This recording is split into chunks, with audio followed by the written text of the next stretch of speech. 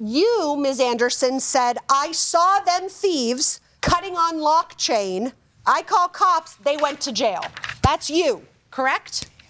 So, yes, I did type that, but what I was talking about was an incident that occurred prior, not while I was staying in Mr. Rayfield's home. So if you had a bike stolen before you moved to Mr. Rayfield's home, why would you assume that when something else got stolen, it was Mr. Rayfield, when you know that this happens no matter where you live? Because the bike was locked in the patio, and it was inside and locked. So my last question. I've reviewed the written agreement you entered into with Mr. Rayfield, and it is very clear that he will provide you with some money back when you first give back the key. You have not given him back his key. Why on earth does he owe you the money when the agreement was he didn't owe it to you until you first gave him back the key? I told him I wanted the $300, and as soon as I got it in my hand, then I would hand him the key out of my hand. But that is not the agreement that you signed, and I am done. Mr. Rayfield, your damages here are primarily the result of this incident where the police and fire department broke down the door. You give us an itemized list of damage and repairs, $212.76. That's correct. I just deducted everything from the 300. I have enough. Thank you both very much. We will deliberate in this matter and you're excused. Okay. This courtroom is now in recess. So we'll have you exit.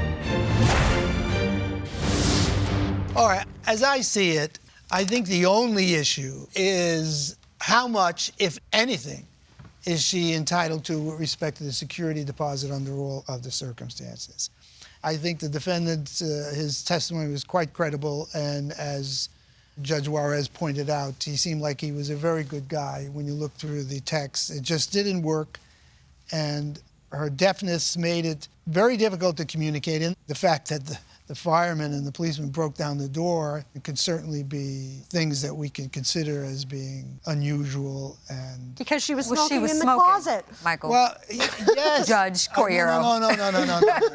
She was smoking. Yeah, okay, suppose she was smoking in the closet. I guess she was smoking in the closet. But is she therefore responsible? Yes. In terms of damages with respect to the security deposit? I don't know. Was there another way that they could have handled it other than breaking down the door? They apparently knocked. They went around the back. I don't know about the knocking. Back window. That isn't going to work for someone who can't hear. But the reason why they were there is because she was smoking. So let me just make it clear, because I'm not going to waste much more time on this. Neither of you want to give any security deposit. Look, I think the defendant was more than reasonable here in being willing to refund her $87.24 from her security deposit after deducting the damages, which I do believe she's responsible for. He provided her with the required security deposit refund form that we always look for, and he gave her notice of what he was deducting.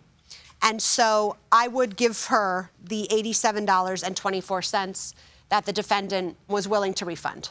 I would give her that. I just want to be comfortable with the idea that she's the proximate cause of the damages. Yeah, if she wasn't smoking in her bedroom, there would have been no fire department claim. Who's going to bear the burden of this having happened? Certainly, under these circumstances, not Mr. Rayfield. No. To me, the only issue is a legal one. It's a matter of causality. Right. I'm inclined to agree with you that he should not bear the responsibility of having to pay for the broken door and everything else. Right. So I would give her back $87. All right. We have a verdict.